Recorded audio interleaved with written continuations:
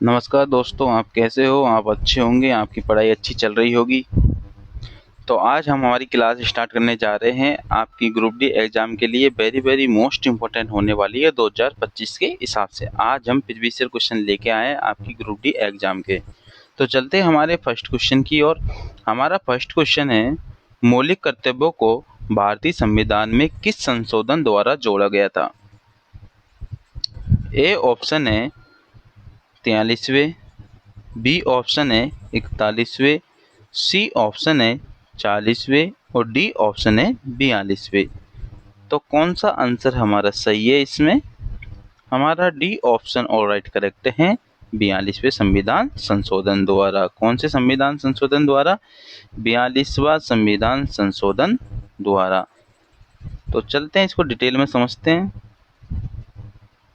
मौलिक कर्तव्यों का विचार रूस के संविधान तत्कालीन पूर्व सोवियत संघ से प्रेरित होने 42वें संविधान संशोधन अधिनियम 1976 द्वारा स्वर्ण सिंह समिति की सिफारिश पर संविधान के भाग 4A में शामिल किया गया था।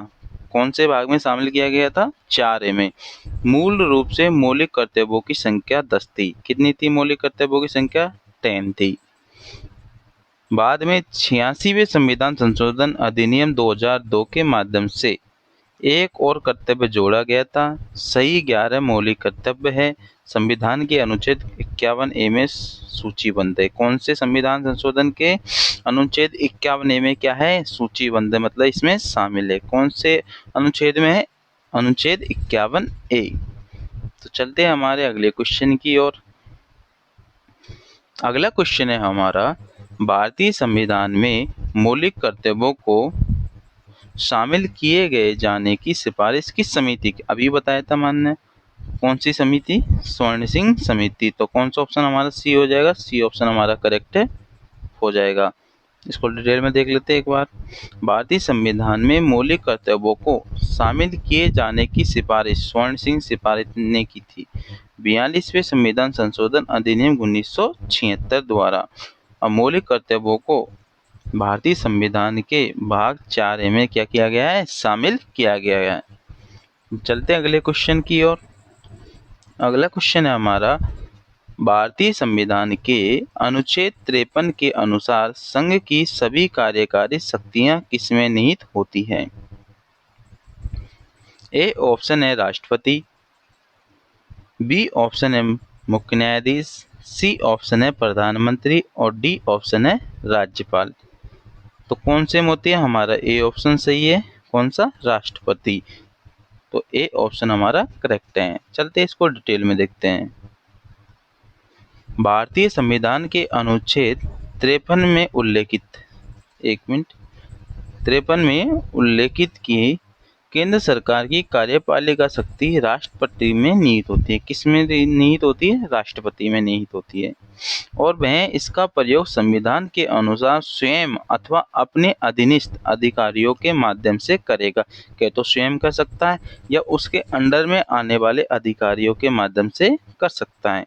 अधीनस्थ अधिकारियों से तात्पर्य प्रधानमंत्री सहित मंत्रिमंडल से हैं, तब प्रधानमंत्री सहित पूरे मंत्रिमंडल से हैं। भारतीय संविधान के भाग 5 के तहत अनुच्छेद 52 से 78 का संबंध संघीय कार्यपालिका से संबंधित है। किससे संबंधित है? 52 से आर्टिकल 52 से 78 तक किससे संबंधित है? कार्यपालिका से। राष्ट्रपति, उपराष्ट्रपति, प्रधानमंत्री, मंत्रिपरिषद तथा महान्यायवादी का प्रावधान है। चलते हैं अगले क्वेश्चन की ओर। अगला क्वेश्चन है हमारा, राष्ट्रपति किस समुदाय के 2 सदस्यों को लोकसभा में नामांकित करता है? यह क्वेश्चन आपके आरआरबी एनटीपीसी 2021 में आया हुआ है और 2021 में है 2 बार आ चुका है। तो ए ऑप्शन है एंग्लो इंडियन, बी ऑप्शन है अनुसूचित वर्ग, सी ऑप्शन है जनजातीय और डी ऑप्शन है फारसी। तो हमारा इसमें ए ऑप्शन सही हो जाएगा, एंग्लो इंडियन। तो इसको डिटेल में देख लेते हैं। भारतीय संविधान के अनुच्छेद 331 के अनुसार राष्ट्रपति को 2 एंग्लो इंडियंस को लोकसभा में लोकसभा में मनोनीत करने का अधिकार क्या था, अधिकार प्राप्त था। इसी प्रकार वह कला, साहित्य, विज्ञान तथा सामाजिक कार्यों के क्षेत्र में पर्याप्त अनुभव एवं दक्षता रखने वाले 12 व्यक्तियों को राज्यसभा में मनोनीत करता था। कितने व्यक्तियों को करता था? 12 व्यक्तियों को किसमें मनोनीत करता था? राज्यसभा में। वर्तमान में 104वें संविधान संशोधन के तहत 126वां विधेयक लोकसभा में 2 एंग्लो इंडियन समुदाय के सदस्यों को मनोनीत करने का क्या है, समाप्त करने कर दिया है। कितने समाप्त? 2 एंग्लो इंडियन समुदाय के सदस्यों का मनोनयन समाप्त कर दिया गया है। तो चलते हैं अगले क्वेश्चन की ओर। भारतीय संविधान के अनुसार निम्न में से कौन मंत्री परिषद का गठन नहीं करता? भारतीय संविधान के अनुसार निम्नलिखित में से कौन मंत्री परिषद का क्या नहीं करता? गठन नहीं करता। कौन गठन नहीं करता? ए ऑप्शन है मंत्री जो मंत्रिमंडल के सदस्य हैं, बी ऑप्शन है राज्य मंत्री, सी ऑप्शन है स्थानीय सरकार के मंत्री और डी ऑप्शन है उप मंत्री। तो कौन नहीं करता? सी ऑप्शन हमारा सही हो जाएगा, स्थानीय सरकार के मंत्री। और सब करते हैं, मंत्री जो मंत्रिमंडल के सदस्य वो तो करेंगे ही, राज्य मंत्री करेंगे और उप मंत्री करेंगे। चलते हैं डिटेल में देख लेते हैं इसको। तो डिटेल में देख लेते हैं इसको एक बार। ये रिया, ठीक है। अनुच्छेद 74(1) के अनुसार राष्ट्रपति को उसके कार्यों में सहायता और परामर्श देने के लिए मंत्री परिषद होगी, जिसका प्रावधान प्रधानमंत्री होगा। नहीं नहीं नहीं, ये नहीं है एक, हाँ यही है, ठीक है। अनुच्छेद 74 के अनुसार राष्ट्रपति को उसके कार्यों में सहायता और परामर्श देने के लिए मंत्रिपरिषद होगी, जिसका प्रावधान प्रधानमंत्री होगा। मंत्रिपरिषद में कैबिनेट मंत्री, राज्य मंत्री तथा उप मंत्री शामिल है, ठीक है। ये आपको मैंने बता दिया है। तो चलते हैं अगले क्वेश्चन की ओर। अगला क्वेश्चन है हमारा, रेगिस्तान का निर्वाचन एक निर्वाचन मंडल द्वारा किया जाता है जो संसद के दोनों सदनों, राज्यसभा और लोकसभा के सदनों में शामिल मतलब मिलकर बनता है। तो ए ऑप्शन है उपराष्ट्रपति द्वारा, बी ऑप्शन है राज्यपाल, सी ऑप्शन है राष्ट्रपति और डी ऑप्शन है मुख्य न्यायाधीश। तो हमारा इसमें ए ऑप्शन सही हो जाएगा, किसके द्वारा? उपराष्ट्रपति के द्वारा। तो ए ऑप्शन करेक्ट है। इसको डिटेल में देख लेते हैं। उपराष्ट्रपति का निर्वाचन एक निर्वाचन मंडल द्वारा किया जाता है जिसमें संसद के दोनों सदनों, लोकसभा एवं राज्यसभा के निर्वाचित एवं मनोनीत सदस्य भाग लेते हैं। जबकि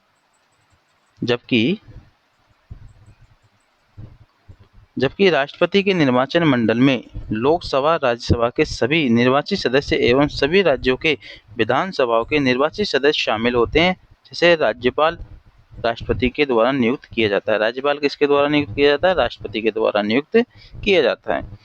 निम्नलिखित में से किस विशेषता के अनुसार भारत की जनता को अपने प्रतिनिधियों के निर्वाचन में प्रत्यक्ष भूमिका है? ए ऑप्शन है मौलिक अधिकार, बी ऑप्शन है सरकार का संसदीय स्वरूप और सी ऑप्शन है शक्तियों का पृथक्करण और डी ऑप्शन है धर्मनिरपेक्षता। तो कौन सा आंसर हमारा सही है इसमें? बी ऑप्शन सही है। क्या हो जाएगा? सरकार का संसदीय स्वरूप। तो बी ऑप्शन हमारा करेक्ट जवाब है। सरकार के संसदीय स्वरूप के कारण भारत की जनता की अपने प्रतिनिधियों के निर्वाचन में प्रत्यक्ष भूमिका है। कौन सी भूमिका है? प्रत्यक्ष भूमिका। भारत में प्रतिनिधि मूलक लोकतंत्र की प्रणाली अपनाई गई है। किसकी? मूलक लोकतंत्र की क्या अपनाई गई है? प्रणाली। शक्तियों का पृथक्करण संघीय प्रणाली की प्रमुख विशेषता है। किस प्रणाली की है? संघीय प्रणाली की। अगला क्वेश्चन हमारा, 30 जून 2022 तक भारतीय संविधान में कितनी अनुसूचियां हैं? 30 जून 2022 तक कितनी अनुसूचियां थी? ए ऑप्शन है 395, बी ऑप्शन है 8, सी ऑप्शन है 22 और डी ऑप्शन है 12। तो हमारा इसमें डी ऑप्शन करेक्ट हो जाएगा। कितनी अनुसूचियां थी? 12। और आर्टिकल कितने थे? 395। ठीक है। भाषा कितनी है? 22। भाषा कितनी है? 22। और इसको डिटेल में और देख लेते हैं। 30 जून 2022 तक भारतीय संविधान में 12 अनुसूचियां हैं और भारतीय संविधान में मूल रूप से 395 अनुच्छेद और 22 भाग है। ठीक है, 22 कितने हैं? भाग है। निम्नलिखित में से कौन सा अनुच्छेद भारतीय संसद को जातियों, उपजातियों एवं जनजातियों की अनुसूचित जातियों की सूची में शामिल करने और उससे बाहर करने की शक्ति प्रदान करता है? ए ऑप्शन है अनुच्छेद 43, बी ऑप्शन है अनुच्छेद 341, सी ऑप्शन है अनुच्छेद 200 और डी ऑप्शन है 241 आर्टिकल। तो कौन सा आर्टिकल हमारा करेक्ट हो जाएगा इसमें? बी ऑप्शन सही हो जाएगा, अनुच्छेद 341, आर्टिकल 341। ठीक है, डिटेल में देख लेते हैं इसको। अनुच्छेद 341 यह राष्ट्रपति को जातियों, उपजातियों एवं जनजातियों को अनुसूचित जातियों की सूची में शामिल करने और उससे बाहर करने की शक्ति क्या करता है? प्रदान करता है। अनुच्छेद 43 कर्मकारों के लिए निर्वाह, मजदूरी, शिष्टि, जीवन स्तर आदि के लिए। अनुच्छेद 43 कर्मकारों के लिए क्या करता है? निर्वाह की, मजदूरी, शिष्ट जीवन स्तर आदि। अनुच्छेद 200 राज्यपाल द्वारा विधेयक पर अनुमति देने का अधिकार है। अनुच्छेद 200 द्वारा किसका अधिकार है? राज्यपाल द्वारा विधेयक पर अनुमति देने का अधिकार है।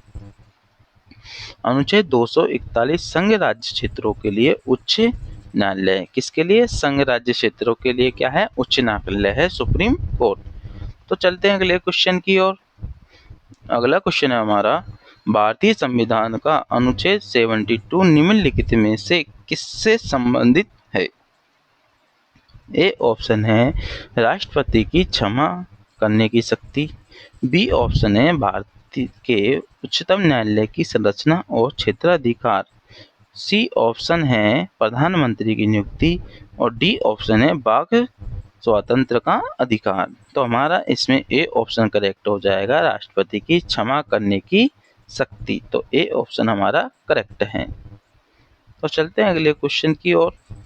अगला क्वेश्चन है हमारा, समाचार पत्र the Bombay times and journal of commerce का प्रारंभ 1838 में हुआ था, में इसका नाम बदलकर द टाइम्स ऑफ इंडिया कर दिया गया था। किसने इसका नाम बदलकर द टाइम्स ऑफ इंडिया कर दिया गया था?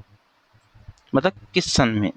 मतलब समाचार पत्र the Bombay times and journal of commerce का प्रारंभ 1838 में हुआ था और इसका नाम कौन सी सन में बदलकर द टाइम्स ऑफ इंडिया कर दिया गया था और किसने बदला था? तो ए ऑप्शन है हमारा 1861 में, बी ऑप्शन है 1874 में, सी ऑप्शन है 1878 में और डी ऑप्शन है 1860 में। तो हमको पता है कौन सा ऑप्शन करेक्ट है।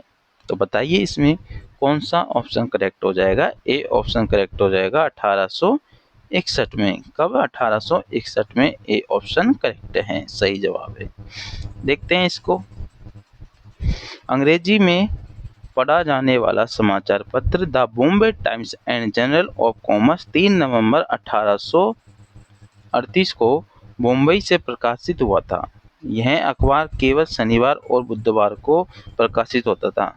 कितने बार को? 2 बार को, शनिवार एंड बुधवार को। 1850 ईस्वी में यह दैनिक प्रकाशित होने शुरू हुआ।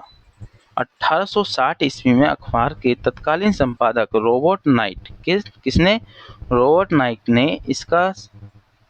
नाइट ने उस समय में भारतीय शेयर होल्डर्स के शेयर्स खरीद लिए और भारत की पहली न्यूज एजेंसी की शुरुआत की और 1861 में इसका नाम बदलकर द टाइम्स ऑफ इंडिया कर दिया गया। किसने किया था? Robert times. किसने? संपादक रॉबर्ट नाइट ने। तो चलते हैं अगले क्वेश्चन की ओर। अगला क्वेश्चन है हमारा, पहला हिंदी अखबार 30 मई 1826 को शुरू किया गया था। यह दिन हिंदी पत्रकारिता दिवस के रूप में मनाया जाता है। किसके रूप में? हिंदी पत्रकारिता दिवस के रूप में। इस चीज को भी आप नोट करना। इस अखबार का नाम क्या था? ए ऑप्शन है बंगाल गजट, बी ऑप्शन है अमर उजाला, सी ऑप्शन है उदंत मातंड और डी ऑप्शन है समाचार शुदा वर्षण। तो कौन सा ऑप्शन सही हो जाएगा हमारा? सी ऑप्शन हमारा सही हो जाएगा, उदंत मातृदंड। तो सी ऑप्शन हमारा करेक्ट हो जाएगा। उदंत मातृदंड हिंदी का प्रथम समाचार पत्र था। किसका था? हिंदी का प्रथम समाचार पत्र था। इसका प्रकाशन 30 मई 1826 ईस्वी को कलकत्ता से एक साप्ताहिक पत्र के रूप में शुरू हुआ था। मतलब कलकत्ता में शुरू हुआ था, सप्ताह में एक दिन के लिए। इसके संपादक पंडित जुगल किशोर शुक्ल थे। कौन थे इसके संपादक? पंडित जुगल किशोर शुक्ल थे। इन्होंने इसको संचालित किया था। यह दिन 30 मई हिंदी पत्रकारिता दिवस के रूप में मनाया जाता है। 30 मई हिंदी पत्रकारिता दिवस के रूप में क्या किया जाता है? मनाया जाता है। ठीक है। सर चार्ल्स विल्किंस निम्नलिखित में से किस अनुवाद के लिए प्रसिद्ध हैं? ए ऑप्शन है ओल्ड टेस्टामेंट का हिंदी में, बी ऑप्शन है बाइबिल का हिंदी में, सी ऑप्शन है भगवत गीता का अंग्रेजी में, और डी ऑप्शन है शाकुंतलम का अंग्रेजी में। तो हमारा इसमें सी ऑप्शन सही हो जाएगा, भगवत गीता का अंग्रेजी में क्या किया था? अनुवाद किया था। भारत में कंपनी के अधीन प्रथम गवर्नर जनरल वॉरेन हेस्टिंग्स 1774 से 1885 ईस्वी के समय में सर चार्ल्स विल्किंसन ने भगवत गीता का अंग्रेजी में क्या किया था? अनुवाद किया था। भारतीय स्वतंत्रता के दौरान समाचार पत्र यंग इंडिया को किसके द्वारा प्रकाशित किया गया था? ए ऑप्शन है बी आर अम्बेडकर द्वारा, बी ऑप्शन है सुभाष चंद्र बोस द्वारा, सी ऑप्शन है महात्मा गांधी, और डी ऑप्शन है जवाहरलाल नेहरू। तो हमारा इसमें सी ऑप्शन करेक्ट हो जाएगा, महात्मा गांधी के द्वारा। भारतीय स्वतंत्रता के दौरान समाचार पत्र यंग इंडिया को महात्मा गांधी द्वारा प्रकाशित किया जाता है, और गांधी जी के अन्य समाचार पत्र नवजीवन तथा हरिजन है। कौन कौन से हैं? नवजीवन और हरिजन है।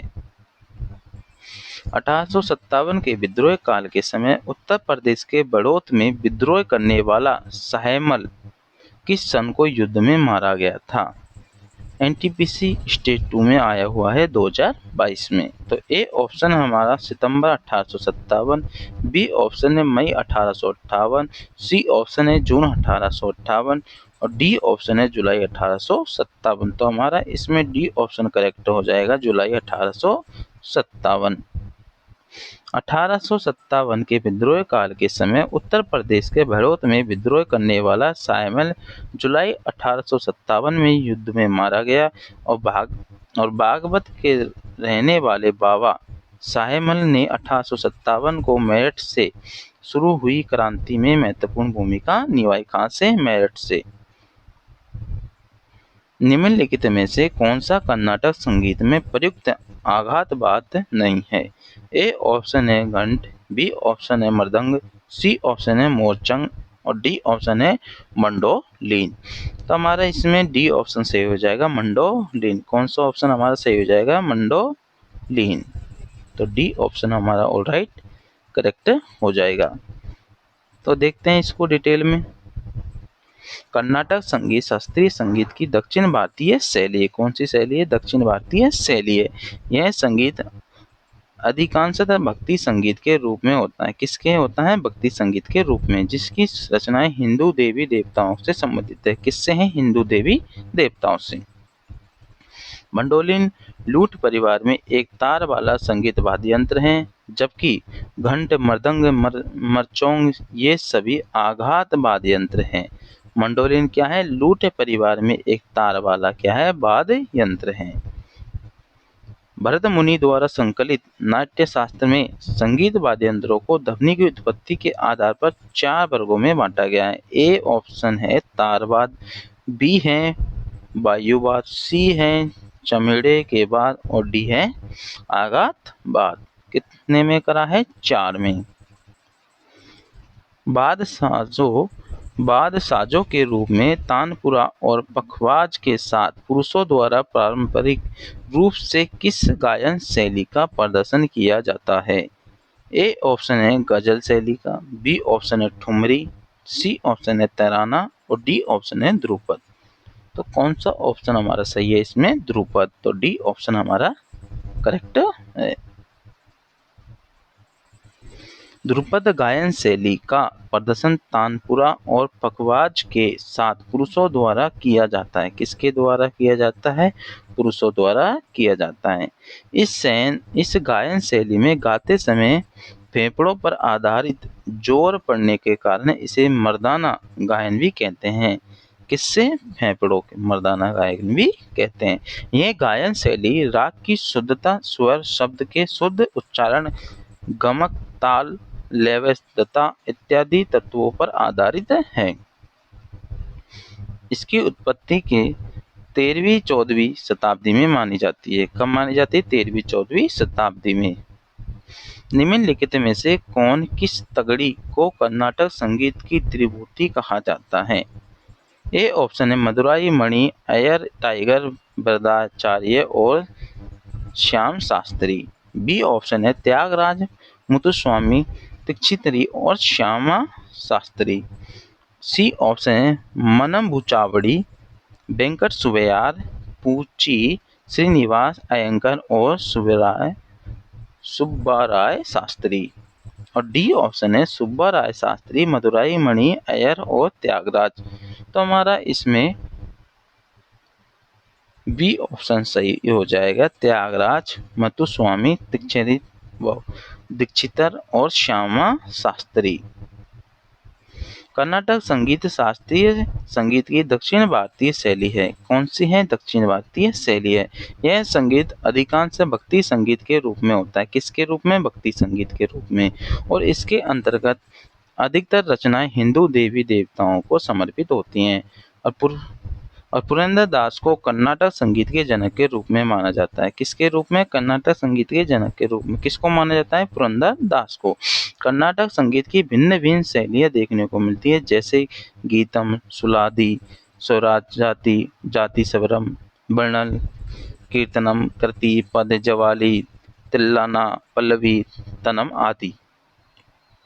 त्यागराज, मुथुस्वामी दीक्षितार और श्यामा शास्त्री को कर्नाटक संगीत शैली की त्रिमूर्ति कहा जाता है।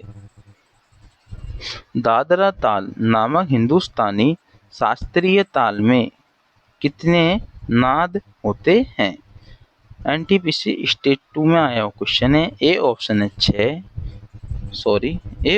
6, बी ऑप्शन है 12, सी ऑप्शन है 3 और डी ऑप्शन है 9।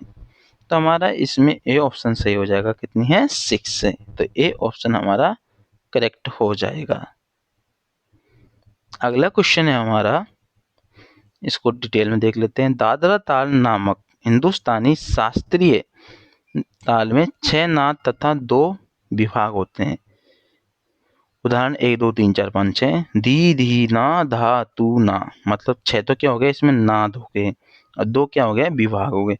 दादरा गायन शैली है हिंदुस्तानी शास्त्रीय संगीत की एक सरल हल्की गायन शैली है।